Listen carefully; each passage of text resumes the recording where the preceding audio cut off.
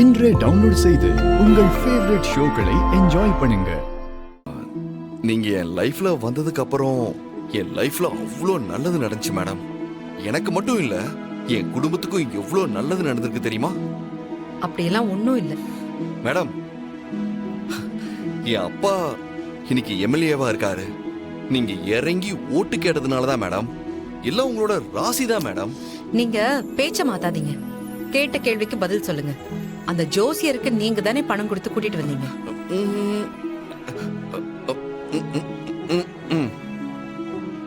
ஆமா மேடம், நான் அவருக்கு பணம் கொடுத்துதான் உங்களை பத்தி நல்ல விதமா சொல்ல சொன்னேன் மேடம். ஆனா மேடம், அவரு பணம் வாங்கவே இல்லை. அவரே தான் உங்களை பத்தி நல்ல விதமா சொன்னாரு மேடம். அது உங்களுக்கு மட்டும் நல்லது நடக்கணுங்கிறதுக்காக இல்ல, லக்ஷ்மி அத்தைக்கும் நல்லது நடக்கணுங்கிறதுக்காக தான் சொன்னாரு. அம்மாவுக்கா? எப்படி? அப்புறம் என்ன மேடம், இங்க இருக்கிற எல்லாரும் உங்களை கஷ்டப்படுத்திக்கிட்டே இருக்காங்க. ராசி இல்லாதவனு குத்தி குத்தி காட்டுறாங்க மேடம். ஏதோ ஒரு கோவத்துல அவசரப்பட்டு நீங்க அத்தை வீட்டுக்கு போயிட்டீங்கன்னா அத்தை ஏற்கனவே ரொம்ப கஷ்டத்துல இருக்காங்க. இப்ப நீங்க போனா இன்னும் கஷ்டப்படுவாங்க மேம். அதான் எல்லாத்துக்கும் சேர்த்து ஒரு முற்றுப்புள்ளி வச்சேன் மேடம். மனுஷங்களை மாத்துறதுக்கு சரியான ரூட்டு தோ சாமி தான். எதை அவங்க தீவிரமா நம்புறாங்களோ அந்த ரூட்ல போய் அடிச்சோம்னா ஈஸியா சரண்டர் ஆயிடுவாங்க. நீங்க வேணா பாருங்க மேம், இனிமே உங்களுக்கு நம்ம வீட்டுல ராஜ மரியாதை தான். ஹாப்பி தானே நீங்க? நீங்க ஹாப்பியா தான் இருக்கீங்க. ஏன்னா எங்க வீட்டோட கேப்டனே அப்பா தான். அவரே உங்ககிட்ட சரண்டர் ஆயிட்டாருன்னா உங்களை கேட்காம அவர் இனிமே ஒரு காரியம் கூட பண்ண மாட்டாரு. என்னைக்கா இருந்தாலும் இது பிரச்சனையா மாறும். இந்த ஜோசியர் இல்லைன்னா இன்னும் 4-5 ஜோசியர் கிட்ட கூட பார்க்கலாம். எனக்கு அவர் சொல்றதுல துளி கூட நம்பிக்கை இல்லைங்க. அது ஒரு விபத்து சம்பந்தப்பட்ட பிரச்சனை.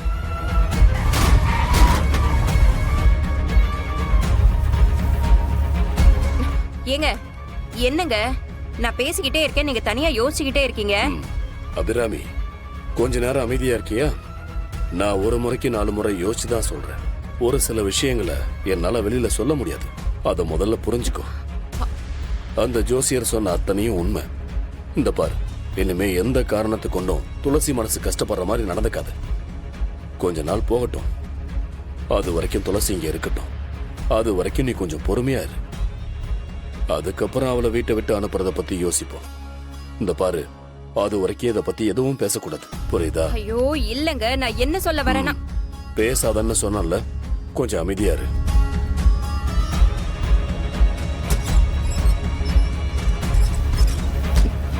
ஐயோ, ஒரு ஜோசியரை வச்சு மொத்தமா எல்லாத்தையுமே கவுத்துட்டாளே.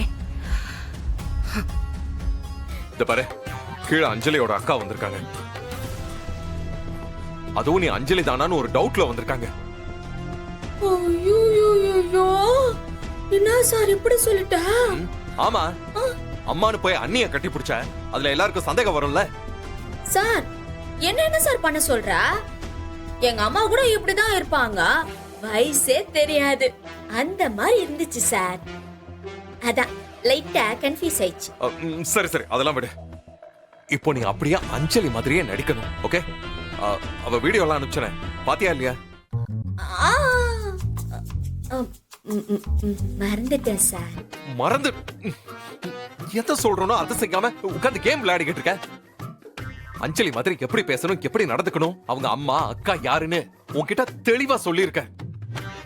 அதுக்கு பிராக்டிஸ் பண்ணாம கேம் விளையாடிக்கிட்டு மீன் வித்துக்கிட்டு இருக்க. சார் இப்ப என்ன?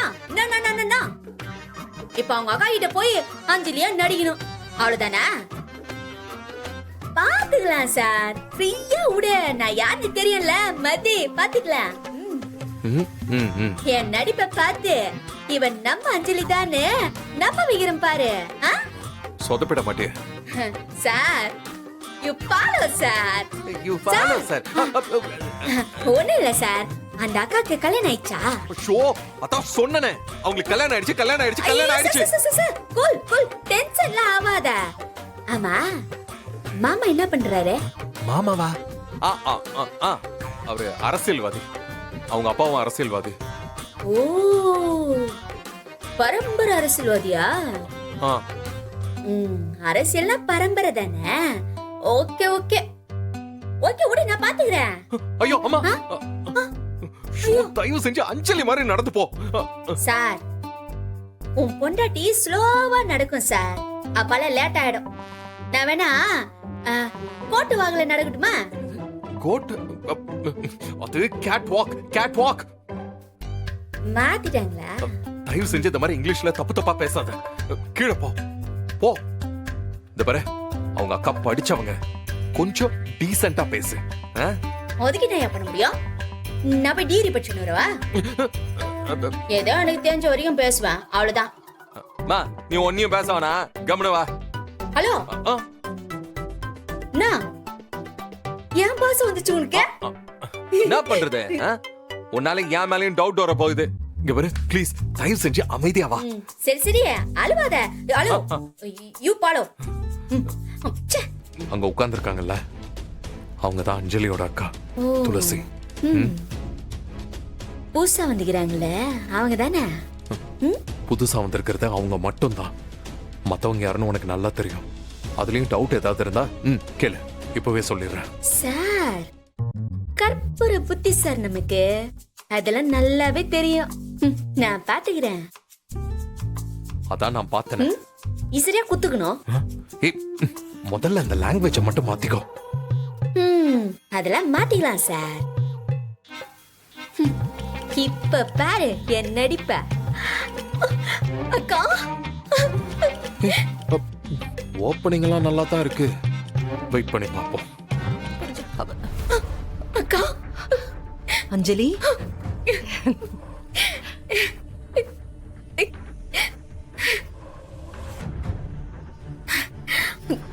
எப்படிக்கா இருக்க? ஏன் இவ்வளவு திரும்ப இழைச்சு போயிட்ட? அத நான் உன்கிட்ட கேட்கணும். நீ ஏன் இப்படி அழைச்சு போயிட்ட? எல்லாம் நார்மல் தானே அஞ்சலி? ஐயோ ஓகே. டம்மி பீஸ்னு நினைச்சு இவன் என்ன கான்வென்ட் இங்கிலீஷ் எல்லாம் பேசுறா?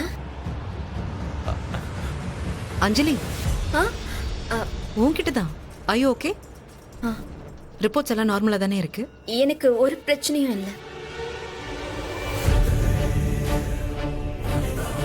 உன் உடம்புக்கு ஒன்றும் பிரச்சனை இல்லைல்ல? எல்லாம் ஓகே தான்க்கா. அப்புறம்க்கா, மாமாலாம் எப்படி இருக்காரு? அரசியல் வேலையெல்லாம் எப்படி போயிட்டு இருக்கு? நல்லா போயிட்டு இருக்கு. அப்புறம்க்கா, அப்பா எப்படி இருக்காரு?